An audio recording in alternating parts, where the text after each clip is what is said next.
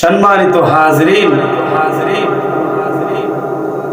বাবা মেয়েকে জিজ্ঞাসা করে বলতেছে, মা তুমি তো আইফোন কিনে আনছো, কত টাকা দিয়ে আইফোন কিনেছো?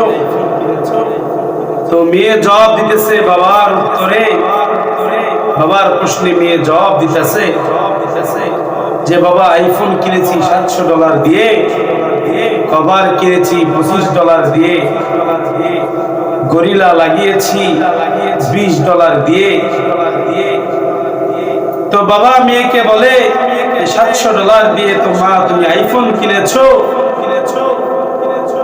তুমি যদি ব্যাকপ্যাড না লাগাইতে, যদি গরিলা না লাগাইতে তোমার তো $45 বেঁচে যাইতো।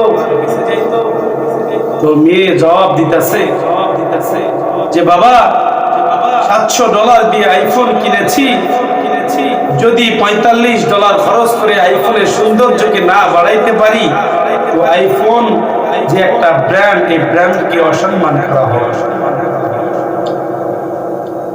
বাবা মেয়েকে জিজ্ঞাসা করতেছে, মা যদি তুমি এই ফোনের মধ্যে ব্যাকপ্যাড লাগাও তো আইফোন তো দেখা যাবে না, তো ব্যাকপ্যাডের কারণে আইফোনের লোগো তো সামনে দেখা যাবে না।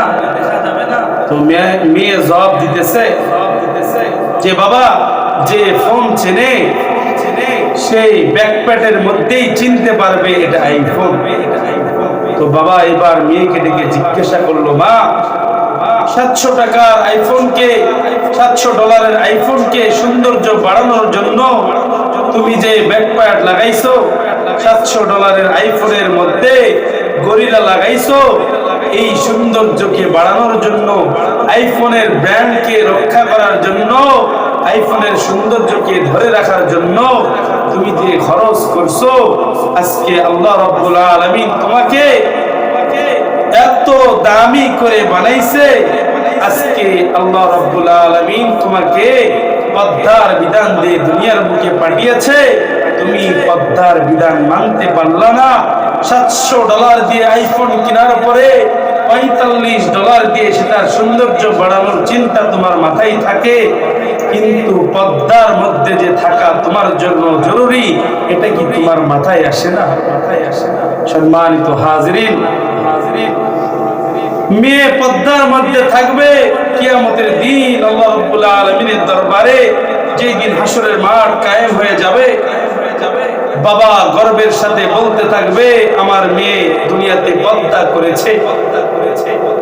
কোন মেয়ে যদি দুনিয়ার বুকে বেপরদায় চলে, কিয়ামতের মাঠে তার পিতাকে ধরপাকড় করা হবে, সঙ্গে তাকেও ধরপাকড় করা হবে এবং জিজ্ঞাসা করা হবে তুমি দুনিয়ায় বেপরদায় চলেছো কেন, আর বাবাকে জিজ্ঞেস করা হবে আপনার মেয়েকে আপনি পর্দা করেন নাই কেন। আজকে সমাজটা তিলে তিলে এমন স্থানে দাঁড়িয়েছে, দুনিয়ার নাজ নিয়ামতের মোহে পড়ে দুনিয়ার সৌন্দর্যকে বাড়ানোর জন্য মানুষ দিন রাত পরিশ্রম করতেছে, একবারের জন্য চিন্তা করে না দুনিয়া ক্ষণস্থায়ী, আখিরাত চিরস্থায়ী।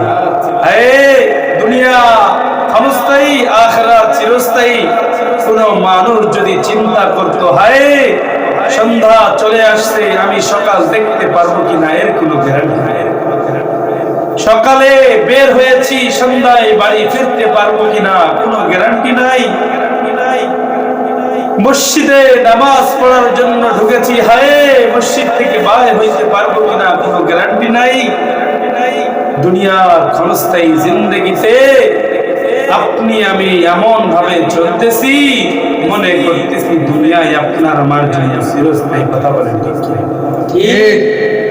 আল্লাহ রাব্বুল আলামিন যেই দিন আপনাকে আমাকে ধরবে, মাওলা পাক বান্দাকে ছাড় দিয়েছে কিন্তু ছেড়ে দেন নাই, হায়াতের জিন্দেগিকে ছেড়ে দিয়েছেন, সুতা ছেড়ে দিয়েছেন। এক সময় যখন টানা আরম্ভ করে দিবেন, মাওলার দরবারে আপনাকে আমাকে হাজিরা দেওয়া হবে। সম্মানিত হাজরিন, আজকে মনে করতেছো দুনিয়া তোমার সব কিছু, দুনিয়া তোমার জন্য কিছুই না। এই দুনিয়া তোমার পক্ষে আসবে না। দুনিয়ার পক্ষে যদি তুমি কাজ করে যাইতে পারো আখিরাতে, এই দুনিয়া তোমার পক্ষে সাক্ষী দিবে। যদি দুনিয়াতে তুমি কোরআনের কথা বলতে পারো, কোরআনের সঙ্গে জীবনটা চালাইতে পারো, তো কোরআন তোমার পক্ষে সাক্ষী দিবে। যদি হাদিসের পক্ষে কথা বলতে পারো, হাদিস তোমার পক্ষে সাক্ষী দিবে। যদি নবীর সুন্নতকে আঁকড়ে ধরতে পারো, প্রত্যেকটা শরীরের অঙ্গ প্রত্যঙ্গ তোমার পক্ষে সাক্ষী দিবে। আল্লাহ রাব্বুল আলামিন আপনাকে আমাকে পর্দার সহিত নিজের মা বোনদেরকে চালানোর তৌফিক দান করুক। সকলে বলি আল্লাহুম্মা আমিন।